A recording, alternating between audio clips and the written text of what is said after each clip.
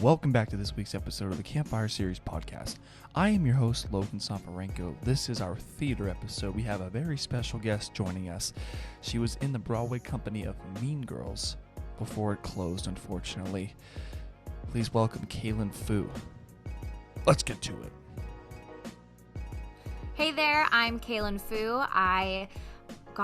Most recently, I was the standby for Regina George and Gretchen Wieners in Mean Girls on Broadway.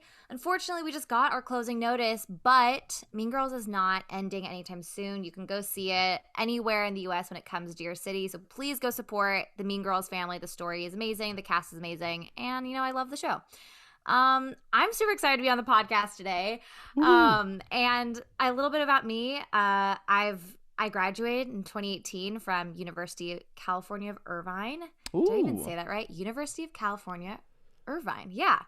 UCI. Go Anteaters. .. I guess where do I start? I grew up going to the Oregon Shakespeare Festival. So a lot of my training is based in Shakespeare and classical theater, and my parents, as a 4-year-old, they threw me into a performing arts school, and then musical theater just kind of popped up in my life, and I've been doing that ever since. And I just moved to New York, I guess. Oh wow, I can't even say that, just moved. I moved in 2018, almost 3 years now. And yeah, I'm an actor in New York. Voiceover, theater, that's me. Voiceover. I feel that's good for you. I love the mic, and you have that voice that would work well with it. Well, I'll say this only one time. So sorry about the news, but congratulations on such an amazing run. I didn't get to see it in New York. I was supposed to see the tour. The tour was supposed to come to LA in September, but we all know what's going on in the world right now. But it is coming. It is going back there. So I think they have dates somewhere. But yeah. So UC Irvine. Relatively local to me, a couple hours away. I got a few buddies that go to UCI. I did not know about their theater program until a friend of mine, she is now in the theater program, as an undergrad.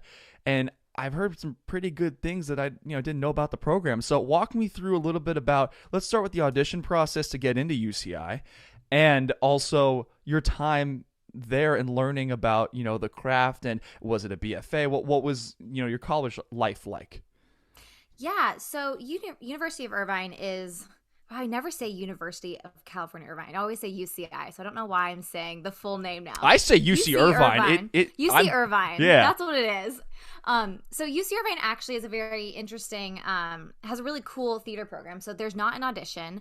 There's not, I guess, a initial audition to get into their BFA program. So all you have to do is basically get into the UC. That is like the base requirement. And you can declare that you're a drama major. And honestly, what's funny about it is I found it, I guess later on in my time there, I really realized how beneficial it was, I guess how they've structured the program. So there's not a initial audition to get into their musical theater drama program, but the second you've declared that you are a drama major, you have to audition for almost every single class you take. And so you basically get placed into certain classes. And obviously, you have your actual class, class of 20, whatever, or however long this goes. But I was 2018, so there's the people in my class. We all came in as freshmen. But then everyone gets placed into their own sections of own specific, there are 3 or 4 levels of musical theater core classes. And you can get placed in 1 or 2 when you're a freshman. And then once you pass into your sophomore year, you can get into 2 and 3. And then your senior year, you have MT4. Oops. My phone should be off. So then you can pass into MT4, which is your senior year. But what's interesting is you have to audition for all of these classes. So musical theater, for dance, for acting. You have to be constantly audition ready, which I actually found super helpful later on. And now that I've left, I'm oh, I always knew every 12 or every 10 weeks I was gonna have to audition again. I was gonna have to basically take everything I learned that quarter and apply it to this audition to hopefully get into the next level. And so there was something kind of nice about, you constantly had to push yourself and push your boundaries and push your comfort levels with your craft and with your art. And so there was no way you could settle, because if you settled, you would never move on to the next level. And the whole point is you want to keep moving forward. You want to get into the BFA. And they have a really cool, it's hard, but it's fun. It's like really, I think now that I think about it, I like it a lot more. When I was in the program, I was like, oh, this is so hard. Like I hate auditioning. Like I don't want to do this. But you have to get to a certain level before you can audition to be in the BFA. So the BFA doesn't always have set numbers. It doesn't have necessarily a class from your freshman year. There are 0 people in the BFA class when you come in as a freshman. So it's interesting because then you really start to understand. It's like getting cast in a show. It's like you do auditions and you do your first callback and the next callback, and then you finally get to the finals and then you get cast. Their program is very similar to that. And what I really enjoyed about it was very much choose your own adventure. You did not have to follow anyone else's path. There were obviously certain classes that worked together schedule wise, but no one was ever doing the exact same thing. And what I really found beneficial about it was that you got to become your own artist. You didn't have to become a cookie cutter artist where everyone took all of the same classes, you had all the same skill sets, and you're all coming out the same kind of artist. Obviously, we're all different, so we'll always be different. But there was something interesting about like, oh, I took 3/4 of this one class and then this other person only took 1, and so we have different levels in whatever. But yeah, I always use this Chipotle analogy where it's like really like UCI to me is the Chipotle of schools, like the program, because or whatever, Subway, anything that you can build your own, because it's like if I'm going to build a burrito and that's going to be my degree, and you might build a quesadilla and that's your degree. And I don't know what's in yours. Like mine is going to have beans, cheese, rice, some sour cream, some corn, lettuce. And like yours might not have all of those things, but we can still both leave with a BFA and have our own set of skills. That was a really long explanation, but overall I loved it. No, I the more the better. That's got to be the first time I've heard someone compare their university to a food chain, which it makes sense. So there's an end. Obviously, everybody has an end goal, but you're gonna take different routes. You're not gonna take the same path as someone next to you. That's why everyone you hear it in theater all the time. You know, you're the only you. You know, you're taking your own path. You can't, if you compare yourself to other people, I got to be here by 20, here by 21 because they're doing it. It's not how it goes. But that's really interesting because UC's pretty hard to get into just in general. You know, high test scores and, you know, good grades. You know, I just not recently, but, you know, a year ago went through the whole admissions process and, oh, thank God it's over. But with that being said, congratulations on having, you know, getting prepared at UCI. You know, I guarantee people are like, why am I auditioning? But obviously there's an end purpose because, you know, when you get to New York, you're going on multiple auditions to land Mean Girls, which segues into that. How did you get cast in Mean Girls? Were you in the original cast or did you come kind of in the middle of it? Walk me through the audition process for Mean Girls. Yeah, so I ended up being the replacement for the original standby of Regina George and Gretchen Wieners. The original standby, her name was Ashley De La Rosa, and she joined, I believe, when the company officially went to Broadway, so after they did their DC run. And I have an interesting kind of history with this show, and with the team, I should say, because I started auditioning for Casey Nicholaw, who has directed a bunch of musicals on Broadway, Book of Mormon, Mean Girls, The Prom, Aladdin, all Something of these Rotten. huge hits. Sorry, I had to say Something Rotten because I did Something Rotten, but it got canceled because of Rona, so I had to throw Rotten in there a little bit. It's a great one, but Nicholaw, he's directed great all director. These. Amazing director, and so I started auditioning for him when I was a sophomore in college, there's I guess I'll put this in there for any people who are interested in UCI. They do a program called New York Satellite, this New York Satellite program where you go spend, I think it's like 4 or 5 weeks in New York during your spring quarter, and you get to train and take dance classes, and you take like voice like class, like master classes, and you get to meet casting directors, and you live in the city, and you get a little taste of what it's like to be here and be here auditioning and training. So I basically got this audition through that my sophomore year of college. So I started auditioning for Aladdin way back in whatever it's like 2016. So I think I had been on the radar of the Nicola creative team for like a couple of years, and then I finally graduated and I moved to New York in September 2018. And Mean Girls was one of my really like first like big auditions where it started moving a lot faster than the other ones. A lot of people have this experience where they move to whatever city they're going to be in, New York, Chicago, LA.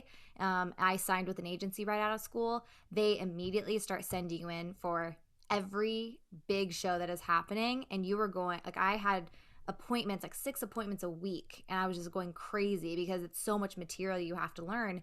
But Mean Girls, I actually was in callbacks for Hamilton for Eliza. And the same casting director, Bethany Knox, who cast Hamilton, was also casting Mean Girls. And they were looking for a new Gretchen, and because Ashley Park was leaving. So I went in after I had done some callbacks for Hamilton. She called me in for Mean Girls, which was funny because I'd seen her probably maybe 2 to 3 times for the last like 3 weeks. And so I was like constantly going in, and it was this weird like, okay, hey, we're going to have to start from the beginning for a different show. And so like sing a random 32 bar that fits the show. And so I started auditioning for Ashley Park's replacement December 2018. And it was kind of crazy because I didn't think anything of it. I hadn't been able to see the show, and all of a sudden I had been out of town, and I got a call from my agents, and they were saying, hey, can you come back to New York early because Casey Nicola wants to meet you. And so I was like, oh yeah, sure. Changed my flight, got back to New York, and I think it was like January 13th maybe. I went in for another callback for January 13th, 2018? Or a little later on? 19. Okay. Yeah. So I went in for a callback for Gretchen, and I didn't realize I didn't really know like where it was in the process of like how many more callbacks there was going to be. And I got there, and there was like truly like Jason Robert Brown's song Climbing Uphill, like truly every girl in this room we looked so similar. We like all had similar colors on and like kind of same height, we were all very much similar vibes. Like you could tell what they were going for. And I remember it was kind of a crazy audition because it was just Casey and the casting director, the accompanist, and I think Mary Mitchell might have been there as well. But I had done a couple of auditions with Mary Mitchell prior to this, but I went in and, well, actually, I'll tell this story first. The girl before me who went in, bless her heart, the fire alarm went off during her audition, and because it was me and another girl, and there was another girl in the actual audition room, and you just heard they just kept going. Oh my goodness! And it's this like like full on alarm just going crazy. And everyone in the hall is like, no, stop, let her sing it again. And you finally hear the alarm stop, and you just hear the room erupt in clapping and all of this stuff of like, like, thank you for keep going. Like, but then like she didn't sing it again. Like she left right after that. And I was like, I would have been like just so frustrated because like the fire alarm's not in your control. But I remember, so like there were a handful of us there. And I eventually went in, and it was just Casey and I and a couple of other people. Like I think I just named them, but I sang a cut of "What's Wrong with Me," and then he was like, "Great, you're gonna come back tomorrow and sing it for the team." And I was like, "Oh, okay, great." So I called my agents after, and I was like, "Hey, like Casey said I'm coming back, so like look out for an email, I guess. Like that's gonna be really cool." A couple hours later, I was shopping for pants at H&M. And the one in Times Square. The one in Times Square, obviously. Nice. After you leave an audition, you're like, obviously I'm going to H&M. And I was looking for pants, and I remember my agents called me back and said, "Hey, did you get our email?" And I was like, "Oh no, let me check." And they basically were like, well, just so you know, like, you're going in for everyone tomorrow, like, include like Tina and like Jeff and just like literally every single person. And I was like, oh, okay. So like literally like this and like and I didn't realize that this was the final callback. Like it's not, the email didn't say final callback, so I was Right, just like, right. oh, this is weird. I was like, I wonder why Tina's gonna be there. Like, that's weird. And I eventually got there and I realized it was just down to four of us. And so it went from being a truly a huge group of girls in this giant holding room to four of us. And that's when I kind of realized how close I was, and I was like, whoa, this is crazy. And it was funny because at the time I think because I didn't like before I got there, I hadn't been stressing about it overnight. Like, I was just like, oh, like just another audition, because that's really what you do as an actor here. You're constantly going on auditions. um and I realized, I was like, wow, I am the only like under 25 non-ec, never, I've never done a Broadway show or tour or anything. Like, I am the fresh duckling from school. Truly have no credit to my name. I'm the only one here under that umbrella. And I think because of that, I really felt like I had nothing to lose. There was nothing to lose here, because Right. I was like, this is a huge opportunity, and if I don't get it, I don't get it. I'm 20 whatever at the time. I was like, this is great. Like, this is great that I'm even getting this far. So I think because of that, I had a lot of fun in that first callback. And from that point on, I knew I didn't get it, because then they announced Christina like a couple weeks later, and my agents called and told me beforehand. And for some reason, I was not devastated, probably because I was like, well, we're going to the next one. Like, we'll see what happens next. But because of that, I think something that's really important for young actors to learn is like, you don't always book the job that you're in there for, but you really want to work on booking the room. You want to book the room because you want those people to want to work with you, because this is not going to be their last project. And so after that, I ended up getting called back in for Aladdin on Broadway with Casey. So then I think we saw each other for 3 or 4 months straight, just like popping into each audition because he kept calling me in because he liked me.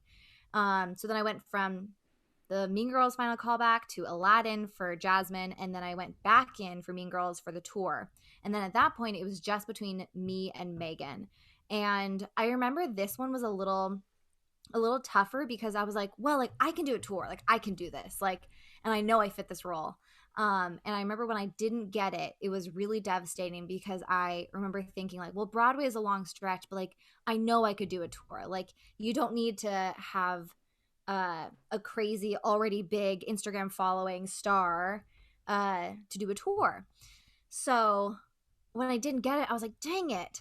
Um, and now that I've had more distance from it, and I've actually seen the tour, it's been so comforting to know, I'm like, oh my gosh, like, Megan and I are so different. We have different Gretchens, and her Gretchen slots in and fits so perfectly with everyone else they have in the tour. The tour is a different show. And as an actor, it was just so refreshing and kind of comforting to feel, oh, it's not that they didn't like me. It's that my version didn't fit in with that version of the Right. show. And so, like, as an actor, it's like, it's nice to have those moments where you can say, okay, I don't need to beat myself up about it. Just because maybe I messed up one note does not mean I didn't get it because of that. It's because I was not the right person at the right time for that. And then basically I like let go of the show because I went on another contract, and I was working down in Utah. And then in July, I think earlier than that, Ashley De La Rosa had announced that she was leaving Mean Girls. And my agents basically called me because Mean Girls had reached out and said, hey, Ashley De La Rosa is leaving, and we really love Cailen as Gretchen. Can she send us a tape for Regina? And I ended up sending a tape that day. Like, my friend played the piano for me and read the scenes with me, and I didn't really think twice about it. Just sent off the tape, and then 2 days later in July, it was like July 17th, my agents called me and they're like, "Great, so you booked Broadway. So here we Yay. go." So yeah, it was a long journey. Like, I think a lot of people have everyone has their own journey with shows, but more often than not, people have really long journeys with these shows before they actually book them. So It's you hit it right on the head. It's all a matter as to, you know, when is the time. You know, I had a buddy of mine audition for a bunch of musical theater schools, and he got into Cincinnati, Michigan, these big schools, but he didn't get into Texas State. And we were all like, what? But he's like, it's just a matter of what they were looking for. It's not like we suck in auditions. It's all a matter of they got something that they're looking for. They need you to match it. So congratulations on getting that at the right time, because clearly the wait was worth it. And you had a bunch of experiences, but you also mentioned that you're going to be starting a podcast. So walk me through a little bit about that, about the journey you're taking, what's it called, what your intentions are about it. Yeah, so we actually started this podcast at the end of 2020. It's a podcast that's grown out of the pandemic. But it's an idea that my two friends, Jacob Benchmuel and Alan Blake Batchelor, have been sitting on for a while. So the podcast is called 1 Million Musicals, and we've worked really hard to try to narrow down like our mission statement and like what we actually want to put out into the world. But essentially we fully produce new podcast musicals every month. And they are coming from the brains of Jacob Benchmuel and Alan Blake Batchelor, and it's orchestrated by Daniel Clintworth. And essentially, we are truly bringing and calling on all of our Broadway and tour and TV and film friends and voiceover people that we know to be like, hey, can you come like bring to life these characters in these shows that we've written? And it's been a really, really cool experience, because something we've actually learned along the way is we haven't been able to find a lot of other podcasts that do this, that fully produce and like orchestrate and create new works on this type of platform. I think it's so interesting, because I've been talking to friends recently about how TikTok has been blowing up with these new works, and they're just amazing to watch the collaboration. And it's interesting how I think the theater community, and what we've done also for our podcast, is to basically adapt with the times. We are developing new works and new ways of exploring and providing some access to really well done musical theater, where people don't have to buy a plane ticket to New York. They don't have to buy these super expensive tickets and like provide their housing while they come stay like at the hotel, or their flights and their food. Like they get to listen to Broadway quality shows on these social media platforms nowadays. And we realized we haven't really been able to find a podcast or another platform that's been doing what we do. And so it's been cool. It's been really exciting. We've had a lot of really cool people on our podcast, and we're really grateful for everyone for giving us their time. And one of my favorite parts of it, so we produce these musicals every month, but we also have different series that basically provide like an educational side of musical theater and producing it, and people who are interested in developing it or writing. And so we have a couple series called Anatomy of a Song, where we basically break down how a song started as a demo, started as like a little inkling of an idea, and how it grew to the full orchestration. And then we have a improv based series where it's Jacob and Alan try to write a song in 20 minutes. And it's it's super fun, because it's basically, I'm pretty sure, like completely unedited for the most part, and it's just them basically given like different prompts, and they have to write on the spot whether or not it ends up being good or bad, or like just doesn't really come together, or it comes together perfectly. They perform it at the end, and it's really, really fun to see the just like the creative flow that you get to experience as a writer when you're actually starting to write things. And the like Bridgerton musical has been doing something very similar, where they've been going live while they've been writing all of their music. And so I really, really love how something that I've loved about the podcast is how much of a conversation we've started with our audience and with our listeners, because we've gotten to talk to them like via social media, on our Patreon, all of these things. We get to talk to them about like, well, what do you guys want to hear? What musicals have you always wanted to see? So yeah, that's kind of a small gist of it. Well, that sounds like a lot of fun. I like the on the spot type type activities. It just sounds very different. Like you said, you want to do something that nobody else is doing. So congratulations on that. I gotta take a look at it. I haven't even had time to listen to my own podcast because of school, but I'm gonna definitely get back into the game on the weekend. But yes, with that being said, just before we wrap up, share your favorite story and favorite memory from Mean Girls. I know there's probably so many, and I know most of us can't even think, what life was like 10 and a half months ago, but do your best. Okay. Oh man. Okay. I think one of my favorite memories, I'll say towards the end, something that really was starting to hit in the core a bit and just like, I don't know, kind of touched my heart a lot. So Olivia Kaufman and I, we started our standby positions at the same time. I think she was a week before me. And so we really got to experience our Broadway debuts together. But what's funny is that we had been waiting for so long to go on as Katie and Regina. And so Olivia, she was covering Katie, Janice, and the adult women. And eventually she moved up to Janice full time before we closed. But we had been waiting for a really long time to go on as Regina and Katie. And what was interesting was towards the end of our run, before everything, the whole world shut down, I was in rehearsals all the time for basically our new cast members. Something that happens is when you're a standby, because you're not on every night, usually during the show, if there's a new cast member, if there's someone coming to fill in for a while, I'm the one who goes and rehearses if that person has any scenes with Regina or Gretchen. And so I was in rehearsals a lot with the new principals.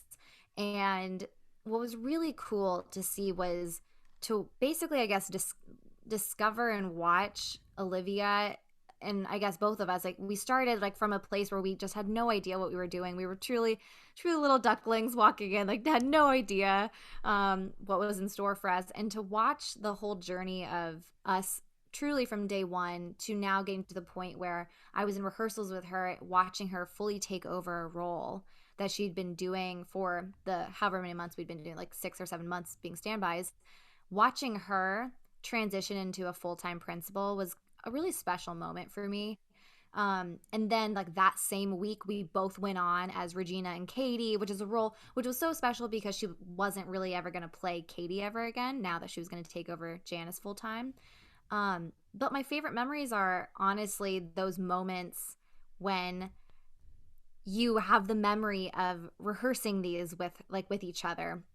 And then all of a sudden it translates and you're on stage and you're on Broadway with one of your really close friends and you're in a scene where it's just the two of you. Like the bathroom scene that Regina and Katie have, it's just Olivia and I on stage. And there was something so awesome about that, getting to share that moment with her and kind of just have these moments on stage where like, oh my gosh, like we're doing this. Like we did this and we graduated the same year. Like we're basically the same age. So it's like we really got to like go like be with each other through this journey. And that's something I think I will always hold very near and dear to my heart, is just those moments that you get, especially with someone you've essentially grown up with, in that sense of like we really started from day one to day whatever, and finally getting those moments where we get to share and celebrate each other on stage and off. They're just really special, I think. So I think any time, not just in theater, but in general, if you can make a profession not be competitive once you're in it and make it more like a family environment. And, you mentioned growing up together and graduating the same year, so you felt the same age. But I think whenever that can happen, it's just golden. And I think it's just healthy for a profession, and especially in theater, because as we've seen in the pandemic, the theater community is just so strong, with whatever has been happening. But I really appreciate you sharing that story. I think it's just inspiring when you share your favorite story is not about yourself, it's about other people. And I think that like in this time, we have to be grateful for obviously ourselves, because loving yourself is important, but the relationships that we do have with other people.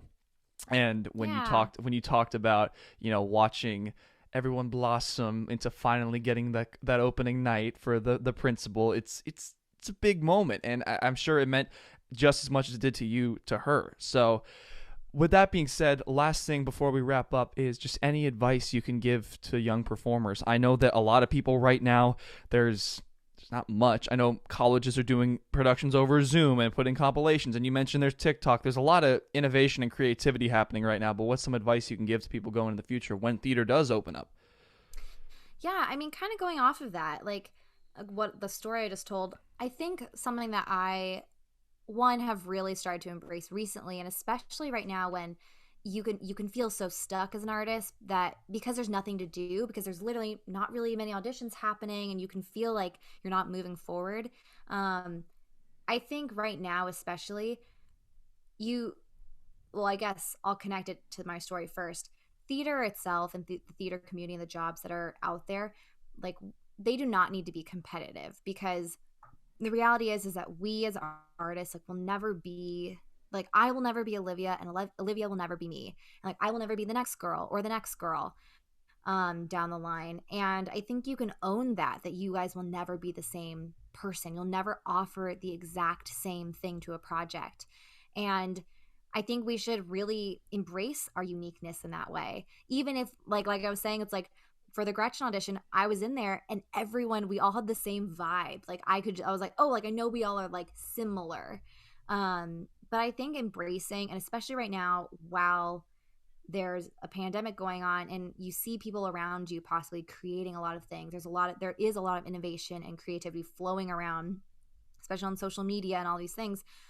Don't feel uh like, if you are not doing that, that does not make you any less of an artist. It does not make you any less worthy of jobs or whatever.